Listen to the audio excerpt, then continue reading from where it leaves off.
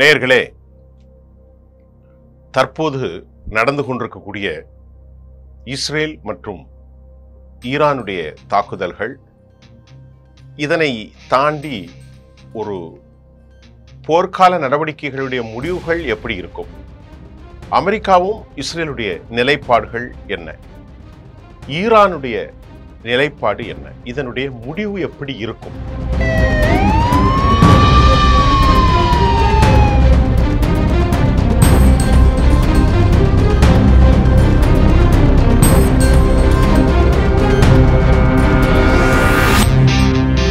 It's not with you, the brave people of Iran, whom we respect and admire.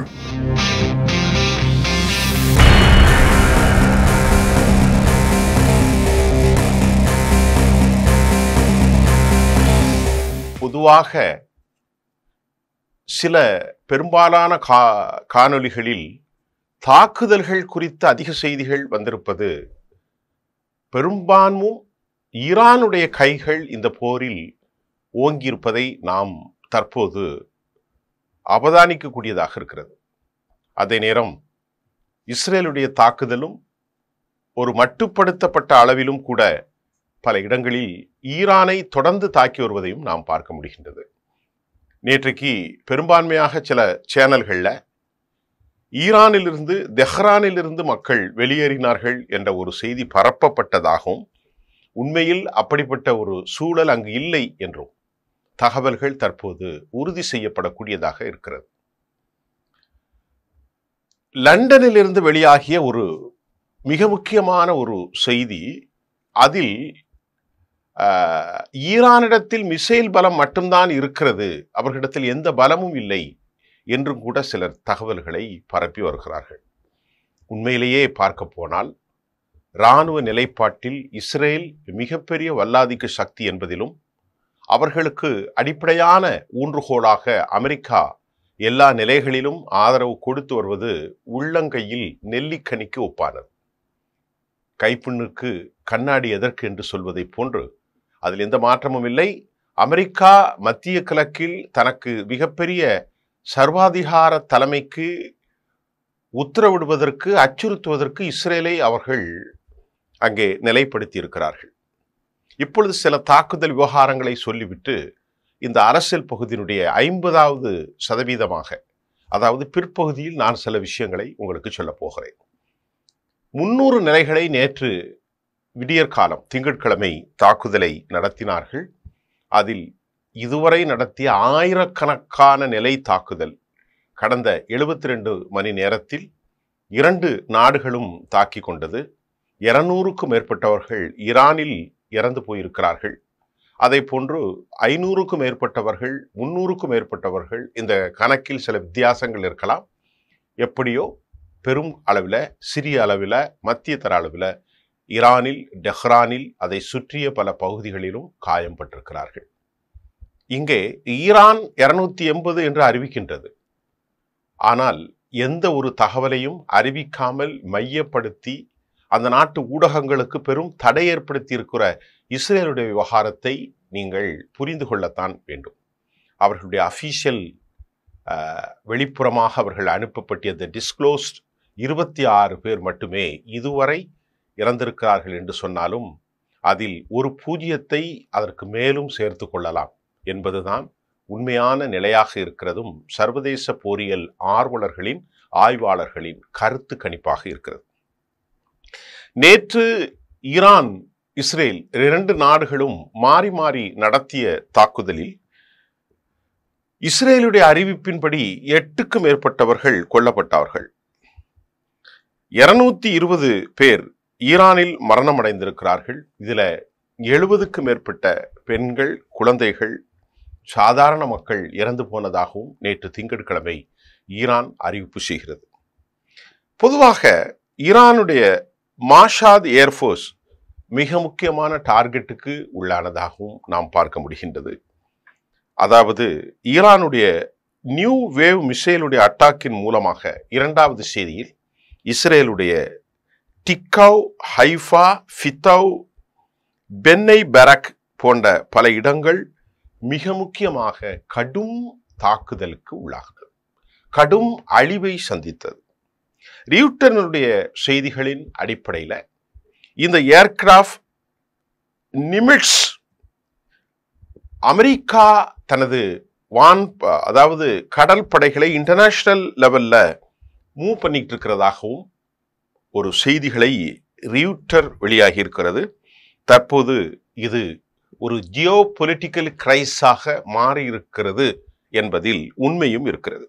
America June 16 அமெரிக்க நிலைகளின் அருகில் Iran தாக்கியது. அதை ரொம்ப முக்கியமாகவும் நாம் அது கவனத்தில் கொள்ள வேண்டும். ஏனென்றால் ஒரு சிறிய சிராய்ப்புகளோன தாக்குதல் என்று சொல்லப்பட்டிருக்கிறது. அமெரிக்க நிலைகளின் பக்கத்தில் ஈரானுடைய மிசைல் வேண்டுமென்றே டெலிபரேட்டா தாக்கினார்களா என்று தெரியவில்லை.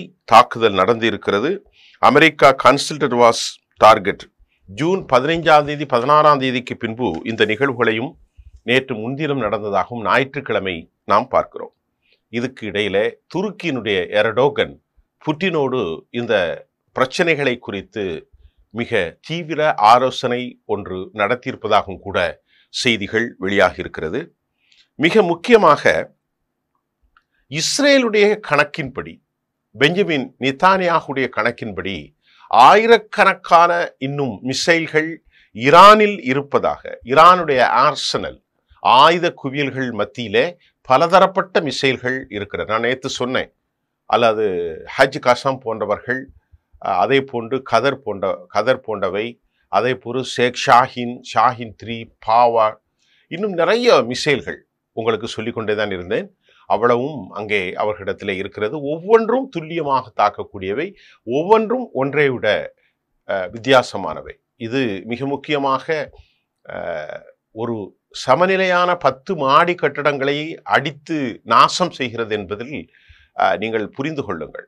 இன்று காலை ஒரு தகவலில் 90% இஸ்ரேல் வீசப்பட்டது அவர்களால் வீழ்த்தப்பட்டாலும் 10% தான் இந்த நாசத்தை ஏற்படுத்தி இருக்கிறது என்று சொன்னாலும் நமக்கு ஒரு கற்பனை என்னவென்றால், அடுத்த கட்டத்தில் 100க்கும் மேற்பட்ட 500க்கும் மேற்பட்ட அப்படி என்று ஒரு பெரிய லார்ஜ் பொட்டன்ஷியல் வேல்யூமா தாக்குதல் நடத்தினால் ஒட்டுமொத்த இஸ்ரேலும் அழிவுக்கு உள்ளாகிவிடும் என்பதையும் தற்போது நடந்த இந்த 72 மணி நேர தாக்குதலின் மூலம், ஈரானுடைய தாக்குதலின் மூலம் நாம் அறிந்து கொள்ள முடிகிறது. அதாவது சனிக்கிழமை காலையிலிருந்து இன்று செவ்வாய்க்கிழமை வரைக்கும் நடந்த சம்பவங்களைத்தான் நான் உங்களுக்கு சொல்கிறேன். அதை போன்று நாள் ஒன்றுக்கு 50 பலிஸ்டிக்ஸை தாக்குவதாக அவர்கள் கணக்கிட்டிருக்கிறார்கள். இவர்களுடைய கணக்கு எப்படி இருக்கும் என்று நமக்கு தெரியவில்லை. ரகசிய கூடாரங்களில் அடிமட்ட ஆழத்திற்கு ஒரு ஊரை போன்று திரட்டியிருப்பதாக வீடியோக்கள் வெளியாகிய நிலையில் இவர்கள் இஸ்ரேல் என்ன சொல்கிறது, நாள் ஒன்றுக்கு 50 தான், அவர்களில் அதற்கு மேல் காலியாகிவிடும். இவருடைய கணக்கு இப்பொழுது எப்படி இருக்கிறது என்றால், எப்போது காலியாகும், நாம் எப்படி நிம்மதியாக இருப்போம் என்ற ஒரு கணக்கில் அவர்கள் ஈடுபட்டிருப்பதை போன்று இன்னும் 1000 இருக்கலாம், 2000 இருக்கலாம் என்று சொல்லப்படுகிறார்கள். ஒவ்வொரு மிசைலும் நீண்ட தூர லாங் ரேஞ்சஸ் 1750 2000, ஆனால் அதற்கு மேலும் சில துல்லியமாக இருக்கும் என்றும் சர்வதேச போரியல் ஆய்வாளர்களின் கருத்தாக இருக்கிறது. தற்போது இஸ்ரேல் நாங்கள் தாக்கியதால் தான் 50 மிசைல் இஸ்ரேல் தாக்கியதாக அவர்கள் கூறிக்கொண்டாலும், இஸ்ரேல் மிசைல் தாக்குதலை நாங்கள் நிறுத்துவதென்றால் இஸ்ரேல் முதலில் நிறுத்தப்பட வேண்டும். அமெரிக்காவினுடைய அந்த சீஸ்ஃபயருக்கான வேண்டுகோளை நாம் நிராகரித்தது என்று சொன்னோம். தற்போதும் அதே நிலைதான் ஈரானை பொறுத்தவரை தொடர்கிறது. எங்களுடைய தாக்குதலை ஈரான் வெகுவாக குறைத்துள்ளதாக பெருமை சொல்கிறது. யார் பெருமைப்படுகிறா? இஸ்ரேல். அதற்கு அந்த பெருமைக்கான காரணத்தை இஸ்ரேல் என்ன சொல்கிறது என்று சொன்னால், அவர்களுடைய ஆர்சனல்ல அவர்களுடைய அந்த ஸ்டாக் குறைஞ்சதின் விளைவாக இதுவரைக்கும் ஒரு 500 அல்லது ஒரு 200 300 தான் அவர்கள் தாக்கி இருப்பார்கள். ஆனால் இவர்கள் என்ன சொல்கிறார்கள், ஒவ்வொரு நாளும் 50 அடிப்பதால் 50 தாக்குவதால் அவர்களுக்கு பயம் வந்துவிட்டது, சரக்கு கையில் இல்லை என்று இவர்களாக ஒரு விளக்கத்தை கொடுத்து கொண்டிருக்கிறார்கள்.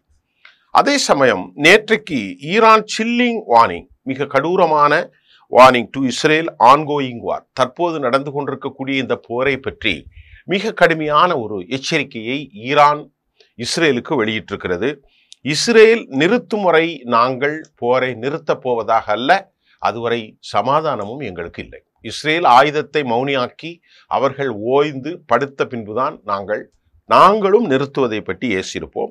ஐஆர்ஜிசியினுடைய சீஃப் முகம்மது பாக்ஃபோர் தெரிவித்திருக்கிறார்.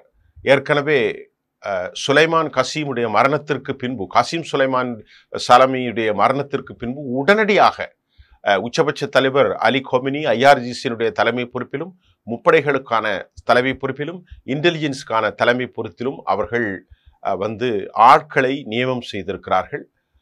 இந்த தகவலும் நமக்கு வந்திருக்கிறது.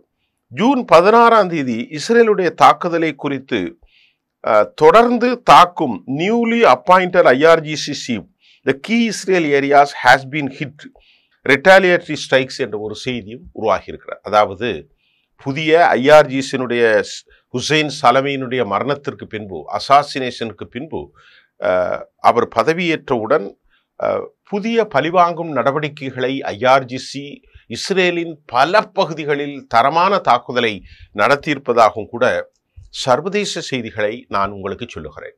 ஏன் இதை நான் வாசித்து காட்டுகிறேன் என்று சொன்னால், இப்படித்தான் செய்திகள் வந்திருக்கிறது என்பதை நான் உங்களுக்கு சொல்கிறேன். இது சுயாதீனமாக எனது உள்ளத்தில் உள்ளதை விருப்பு வெறுப்பின் அடிப்படையில் நான் சொல்லவில்லை. மிக முக்கியமாக இஸ்ரேலுடைய செய்தி என்ன சொல்லுதுன்னா, ஈரானுடைய வான் பரப்பு முழுவதையும் நாங்கள் கண்ட்ரோலில் எடுத்துட்டோம். பொய்யர்களாகத்தான் அவர்கள் அதிகமான கதையை சொல்கிறார்கள் என்று புரியவில்லை. இல்லது குழப்பத்தில் அவர்கள் சொல்கிறார்களா, பொய் சொல்கிறார்களா? ஏனென்று சொன்னால், ஈரானுடைய வான்மண்டலம் முழுவதுமாக கையிலே எடுத்து விட்டோம், எல்லாவற்றையும் நாங்கள் மக்களை வெளியேற சொல்லிவிட்டோம் என்று அவர்கள் சொல்கிறார்கள். மற்றொரு பக்கம், மற்றொரு செய்தியில் மேற்குலகத்தோடு திரைமறைவுக்கு பின்பு இந்த போரை நிறுத்துவதற்கு பல நாடுகளை கெஞ்சி கொண்டிருக்கிறார்கள். நேற்றைக்கு நாம் ஒரு காணொளியில் உதவி தேவை, எங்களுக்கு உதவி செய்யுங்கள் என்று பிரான்ஸ், ஜெர்மனி மற்றும் பல நாடுகளில், அமெரிக்கா, ஆஸ்திரேலியா, இன்னும் இங்கிலாந்து போன்ற நாடுகளில் அவர்கள் கேட்டுக்கொண்டிருக்கிறார்கள் என்பதை நாம் ஒரு செய்தியை உங்களுக்கு கொடுத்தோம். நேற்று மாலை கிடைத்த தகவலில் அவர்கள் பல நாடுகளில் கெஞ்சி கொண்டிருக்கிறார்கள், எங்களோடு சமாதானத்திற்கான நடவடிக்கைகளை நீங்கள் முன்னெடுத்து செல்லுங்கள் என்று சொல்லி கொண்டிருக்கிற நிலையில்தான் ஜம்பம் பேசுவதை போன்று ஈரானுடைய வான்பரப்பை தாங்கள் கையில் எடுத்து விட்டதாகவும், இன்னும் சில நாட்களில் எல்லாவற்றையும் முடித்து விடுவோம் என்று அவர் பேசுகிறார். அவர் எங்கிருந்து பேசுகிறார்? கிரீஸிலிருந்து பேசுகிறாரா, சைப்ரஸிலிருந்து பேசுகிறாரா தெரியவில்லை. ஆர்டிபிஷியல் இன்டெலிஜென்ஸ்லேருந்து அவர் எங்கிருந்து பேசுவதை போன்று தயாரிக்கலாம். அதில் உண்மைத்தன்மை குறித்து அக்யூரசி என்னங்கிறது பற்றி நமக்கு தெரியவில்லை.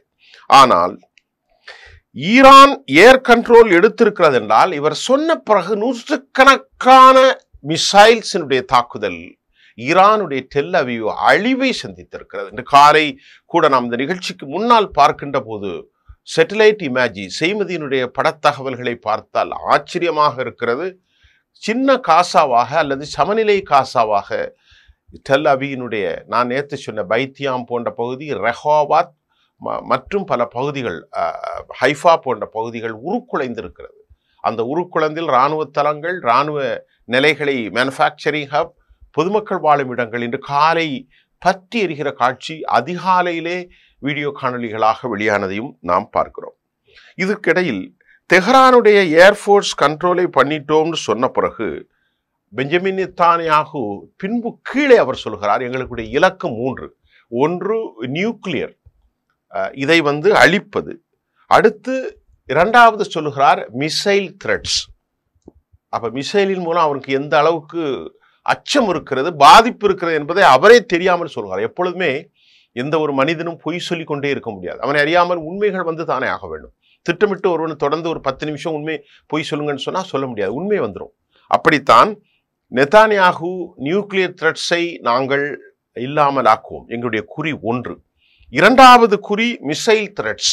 அப்படி என்றால் மிசைலின் மூலமாக கடுமையாக பாடுகளை இவர்கள் சந்தித்து கொண்டிருக்கிறார்கள் என்பதை கன்ஃபர்ஸ்ட் ஹிஸ் ஸ்டேட்மெண்ட், அவருடைய ஸ்டேட்மெண்ட் அவரது விவகாரத்தை உறுதிப்படுத்துவதாக, அந்த குற்ற நடவடிக்கைகளை ஏற்றுக்கொள்ள அவர் மறுக்கிறார். மூன்றாவதாக dismantle R the terrorism from the territory. இந்த பகுதியிலிருந்து முழுமையாக டிஸ்மேண்டல் செய்யப்பட போகிறார். முதலிலே டெரரிசத்தை அழிக்கப்பட வேண்டும் என்றால் உங்களுடைய ராஜ்யத்தில் கசாவில் நீங்கள் செய்கிற டெரரிசத்தை, பயங்கரவாதத்தை அழித்துவிட்டு பின்பு ஈரானுடைய டெரரிசத்தை, ஈரானுடைய பிராக்சிகளின் டெரரிசத்தை பேச வேண்டும். அதுதான் உண்மை. மிக முக்கியமாக அவர் சொல்கிறார், நீங்கள் எங்களுடைய பிள்ளைகளை கொலை செய்தீர்கள். அடுத்து அவர் சொல்றார், பெண்களை கொலை செய்தீர்கள். அதைத்தானே நீ செய்து கொண்டிருந்தாய் இத்தனை வருஷமாக. கொஞ்சம் கூட இரக்கம் இல்லாமல் இவர்களுக்கு ஆதரவாக இருக்கிற அரபுகளை எல்லாம் இன்றைக்கு நாம் கேட்க முடியாது. இப்பொழுது எந்த நாட்டில் பெண் பிள்ளைகள், குழந்தைகள், அது இஸ்ரேலாக இருந்தாலும், எகிப்டாக இருந்தாலும், காசாவாக இருந்தாலும், சிரியாவாக இருந்தாலும், ஈரானாக இருந்தாலும், பெண்கள், குழந்தைகள் கொல்லப்படுவது பாவமான பெரும் குற்றமாகும்.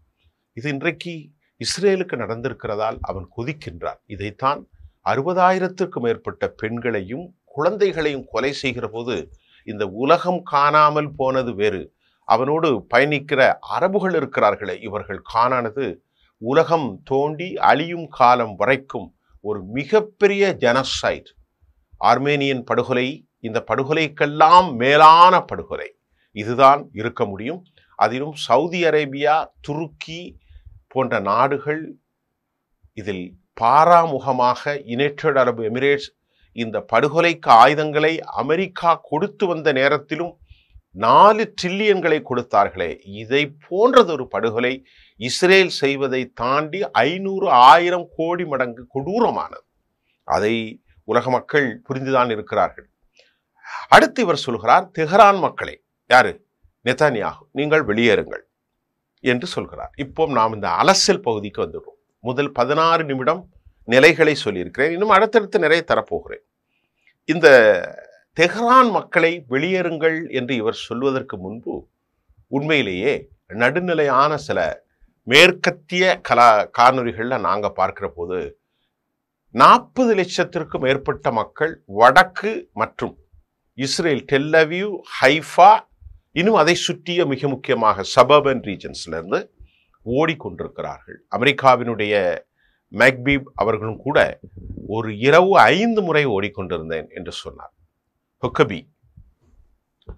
மைக் ஹொக்கபி அவருடைய கருத்தை நாம் பதிவு செய்கிறோம். யாரும் தூங்கவில்லை, நேற்று கிடைத்த தாக்குதல்ல பங்கர்களும் தாக்கப்பட்டிருக்கிறது என்ற செய்தியும் வருகிறது. ஒரு லெவலுக்கு மேல் ஈரான் தற்போது தனது ஃபத்துவாக்களை மாற்றி வருகிறதோ என்று எண்ண தோன்றுகிறது. ஆகவே தனது நாட்டின் 40 லட்சம் மக்களை பாதுகாக்க ஓடிக்கொண்டிருக்கிறார்கள். அல்லது 1 மில்லியன் மக்களை கூட 40 லட்சம் என்றால் 4 மில்லியன் தான் அவர்கள் பாதுகாப்பில்லை சூழ்நிலையில நாம் என்ன சொல்றோம், 1 மில்லியன் மக்களை பாதுகாக்க முடியாத நீங்கள் குறிப்பாக எப்படி 1 மில்லியன் நாட்டு மக்களை பாதுகாக்காமல் 4 மில்லியன் மக்கள் அதிகப்பரமாக உலகத்திலிருந்து செய்திகளை காக்க முடியாத நீங்கள் தெஹ்ரானில் இருக்கிற மக்களை எவாக்குவேட் செய்வதற்கான அறிக்கை விட்டீர்கள் என்ற கேள்விக்கு பதில் இல்லை. ஒன்று. இரண்டாவது, தெஹ்ரான் என்பது நீங்கள் நினைப்பதை போன்று காசா அல்ல. நல்ல கவனிங்க, அது மிக பரந்த நிலப்பரப்புகளை கொண்டது ஈரான். அது மலைகள், காடுகள், ஆறுகள், ஏரிகள். உலகத்திலே மிக பெரிய நாடு மட்டுமல்ல, உலகின் முதல் நாடு என்பதும் அது கலாச்சார பெருமைக்குரியது. அந்த நாட்டில் காசாவை போன்ற ஒரு 40 சதுர கிலோமீட்டர் அல்ல, 22,250 சதுர கிலோமீட்டர் பரப்பளவில் இருக்கும் இஸ்ரேல் போன்றது அல்ல. அது அமெரிக்காவை போன்றது ஒரு பெரும் நிலப்பரப்புகளை கொண்ட நாடு.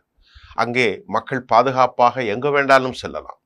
ஆகவே நீங்கள் நினைப்பதை போன்று எவாக்குவேட் செய்து ஒரு சிறிய பகுதிக்குள் கசாவை மக்களை அடித்து துன்புறுத்தியதை போன்ற நிலை தயவு செய்து இஸ்ரேலை அவர் நினைத்தார் என்றால் அவர் அதில் வெற்றி காண முடியாது. அப்படி என்றால் அவர் ஏன் சொல்லுகிறார் என்று சொல்லி பார்த்தால், தனதுக்கு மேல் இருக்கக்கூடிய இந்த தவறான எண்ணங்களை சொந்த சமூகத்தில் இருந்து நீக்குவதற்கு அவர் பாடுபடுவதால் இந்த மாதிரியான விடயங்களை அவர் சொல்லிக் கொண்டிருக்கிறார். இன்று காலை வந்த செய்தியிலே, இன்று அதிகாலை நடந்த தாக்குதலில் செவ்வாய்க்கிழமை ஏராளமான பேர் எரிந்திருக்கிறார்கள், கொலை செய்யப்பட்டிருக்கிறார்கள் என்ற தகவலிலும் சார்ந்து காணொலிகளுக்கு கடும் தடையை அவர் அதிகரித்திருக்கிறார்.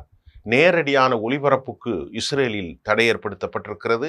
அதை போன்று செல்போனில் மூலமாக எந்த ஒரு தகவலும் வெளியே செல்லக்கூடாது என்று அவர்கள் ரெஸ்டோர் கண்டெயின் செஞ்சிருக்கிறார்கள். ஆகவேதான் 26+8 34 பேர் இறந்ததாக சொல்லப்படுகிறது. ஆனால் மரணம் 340க்கு மேல் 400 இருக்கலாம். ஏனென்றால் நூற்றுக்கணக்கில் 2000 1700க்கு மேற்பட்ட டன்னேஜ் கொண்டதை தாக்குற போது ஒரு மிசைலுக்கு ஒருத்தர் என்று பார்த்தாலும் இன்றைக்கு 300 மேல் 400 மேல் வீசப்பட்டதில் எத்தனை பேர் இறந்திருப்பார்கள் என்று நீங்கள் கற்பனை செய்யுங்கள். அல்லது 400ல் 200 இறந்திருக்கலாம். ஆனால் இவர்கள் 26 என்று கதை கட்டி கொண்டிருப்பதையும் நாம் பார்க்க முடிகின்றது. ஒன்று.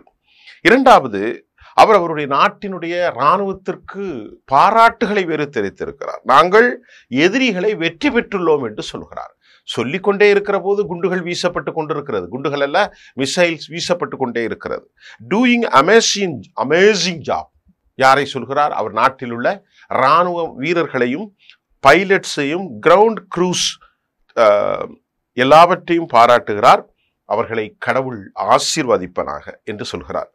We will do and the success continued will until victory. அதாவது நாங்கள் வெற்றிகரமாக பயணித்து கொண்டிருக்கிற அதே வேளையில் இறுதி இலக்கு, எங்களுடைய இறுதி அல்டிமேட் கோல் வெற்றியை நோக்கித்தான் என்று அவருடைய முகத்தை பார்த்தாலே தெரிகிறது. ஒரு விரக்தி அடைந்த ஒரு ஃப்ரக்ஷேஷன் அவருடைய முகம் தெரிகிறது. அவ்வளவு மோசமான ஒரு விவகாரத்தில் அவர் பேசுகிறார். இதற்கிடையிலே கொமெனி வழக்கத்திற்கு மாறாக பேசுகிறார். இரத்தம் சிந்தி அழிக்கும் வரை உங்களை நாங்கள் விடமாட்டோம் என சையத் அலி காமினி அவர்கள் ஒரு விளக்கத்தை கொடுத்திருக்கிறார். இப்பொழுது இந்த நூற்றுக்கணக்கில் மக்கள் இறந்து கொண்டிருப்பதை மறைக்கிறார்கள். ஒன்று. இரண்டாவதாக, ஒரு சிறிய படையை 625 நாட்களாக ஒரு ரெபெல்ஸ் பட்டாசு கடைகளிலும் இந்திய போன்ற நாடுகளில் திருவிழாக்களில் வீசப்படுகிற வெறும் ராக்கெட்டை வைத்துக்கொண்டு ஆர்பிஜி ப்ரொஃபல்டு கன், ராக்கெட் ப்ரொஃபல்டு கன் என்று சொல்லக்கூடிய கை எறி குண்டுகளை எல்லாம் வைத்து கொண்டு, அதுவும் அமெரிக்கா படைகளால் கொடுக்கப்பட்ட குண்டுகளை உருவாக்கம் செய்து வீசுகிற ரெபெல்ஸை காசாவில தோற்கடிப்பதற்கு 625 நாட்கள் தாண்டி போய்விட்டது. அவர்களை தோற்கடிக்க முடியும். நீ எப்படி ஈரானை தோற்கடிக்க முடியும்? ஈரானுடைய படைகள் எவ்வளவு கடுமையான படைகள். ஈரானுடைய படைகள்ல ஏர்ஃபோர்ஸ் இருக்குதா, இன்னும் அவர்கள் ஏன் பயன்படுத்தவில்லை என்ற ஒரு கேள்வி.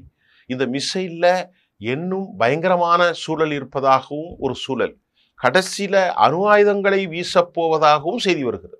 அதற்கு ஒப்பான பல குண்டுகளை, அதாவது அமெரிக்காவில் மதர் ஆஃப் பாம்னு சொல்லுது மோபு, இவர்களிடத்தில் FOB என்ற ஒரு குண்டு ஈரான் தயாரித்து வைத்திருப்பதாகவும் சில நாட்களுக்கு முன்பு ஒரு செய்தி வந்தது. அந்த செய்தியும் நாம் உங்களுக்கு கொடுத்திருந்தோம். ஆக ஈரானில் அடியாளத்தில் என்னெல்லாம் இருக்கிறது என்பதை தெரியவில்லை. அது ஒரு மர்மமாக இருக்கிறது. It's a mystery land. ஒரு மர்ம பிரதேசமாக அது இருந்து கொண்டிருக்கிறது.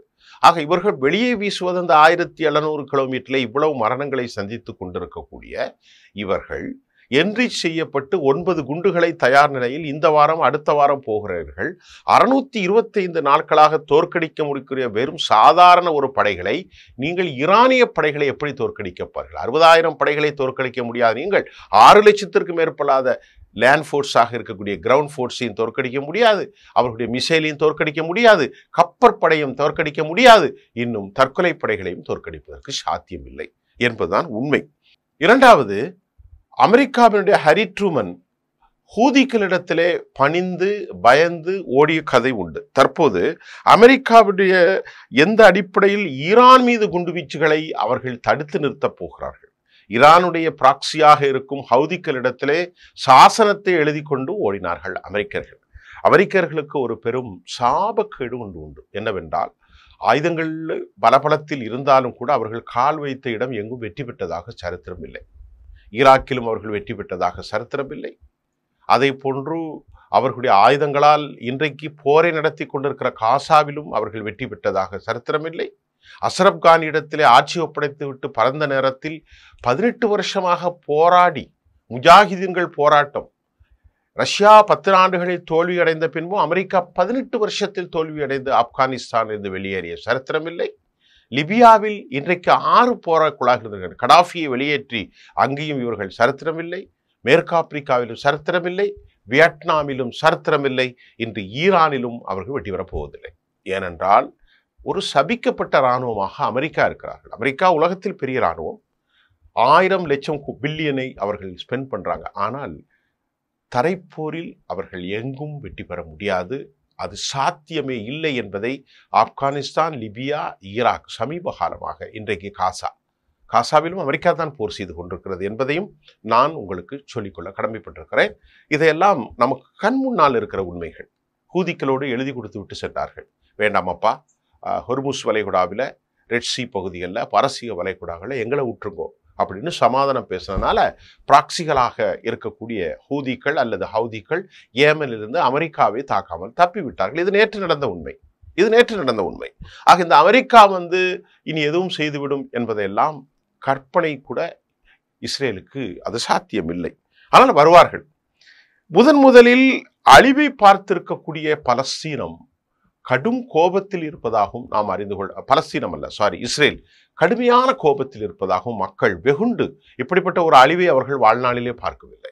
ஏனென்றால் காசாவில் காட்சி பொருளாக பார்த்தார்கள். காசாவினுடைய மக்களோ ஒரு கொள்கை ஏற்றுக்கொண்டு இறந்து போன குழந்தைகளை முத்தமிட்டு மறுமையின் வாழ்க்கைக்கு நீங்கள் சென்று விடுங்கள், நாங்கள் வருகிறோம் என அவர்களுக்கு ஒரு அடிப்படை கொள்கை. இது பலவரால் மோக் செய்யப்படலாம் அல்லது ஏற்றுக்கொள்ளப்படலாம். அந்த விவகாரத்தை நாம் போகவில்லை. அப்படி ஒரு சமூகத்திற்கு முன்பு, மரணத்தை சந்திப்ப தயாராக இருக்கும் ஒரு சமூகத்திற்கு முன்பு இஸ்ரேல் வெற்றி பெறுவது சாத்தியமில்லை. ஏனென்றால் பெண்களும் குழந்தைகளும் ஓடிக்கொண்டிருக்கிறார்கள். அவர்கள் காசாவிலே அங்கேயே வாழ்ந்து கொண்டிருக்கிறார்கள். ஆக இந்த 2 சமூகத்திற்கும் உள்ள வித்தியாசத்தை நீங்கள் புரிந்து கொள்ள வேண்டும். ஆகவும் அது வெற்றி கொள்வதற்கு சாத்தியமில்லை. அதே போன்று இன்றைக்கு நம்ம ஆட்டம் பாம்பை வீசப்பட போகிறதா என்ற கேள்வி எழுகிறது. ஆகவே தற்போது வரை ஈரானுடைய கைகள் ஓங்கியிருக்கிறது. இன்று காலை கிடைத்த தகவலில் IRGC தகவல் அடிப்படையில் முழுமையாக பிராட்காஸ்ட் இஸ்ரேலிலே துண்டிக்கப்பட்டிருக்கிறது. இஸ்ரேலுடைய நகரம் முழுவதும் இருட்டு சோலையாக மாறியிருக்கிறது. பவர் செக்டார் காலி செய்யப்பட்டிருக்கிறதாகவும் இன்று காலை செய்திகள் வந்திருக்கிறது. தீ பற்றி எரிகிறது. அதிகாலையிலே மக்கள் ஓடிக்கொண்டிருக்கிறார்கள். இதுதான் உண்மை. அப்ப ஈரானிலையும் தாக்குதல் நடந்து கொண்டுதான் இருக்கிறது. ஆனாலும் ஈரான் உண்மையை பேசுகிறது. இஸ்ரேல் 26 பேர் 34 பேர் இறந்ததாக சொல்கிறது. ஆனால் காட்சிகளோ மோசமாக இருக்கிறது. மக்கள் வீதிகளை தாண்டி பங்கர்களை ஓடிக்கொண்டிருக்கிறார்கள். 40 லட்சத்திற்கும் மேற்பட்ட மக்கள். பவர் முழுவதுமாக காலி செய்யப்பட்டிருக்கிறது. பிராட்காஸ்டிங் இன்றைக்கு காலை வந்த செய்தியில் முழுமையாக துண்டிக்கப்பட்டிருக்கிறதாகவும் நாம் அறிந்து கொண்டிருக்கிறோம். மீண்டும் அடுத்த செய்திகளோடு நான் உங்களை சந்திக்கின்றேன். நன்றி.